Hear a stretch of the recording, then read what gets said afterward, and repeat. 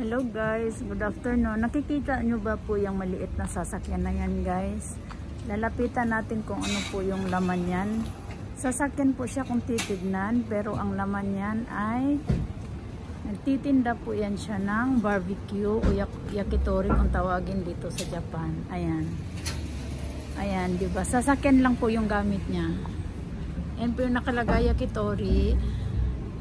At saka yan po yung paninda niya. Ayan po si Otosang. Ayan, dyan ka po mamimili ng kanyang mga paninda. Nakatalikod po siya. Ayan po yung barbecue. Ayan po yung mga paninda. Ayan. Iba't ibang uri ng klase ng yakitori po ang tawag. Meron pong atay, merong mga ito po yung part ng manok. Ayan. At saka meron pong picture o presyo. Ayan.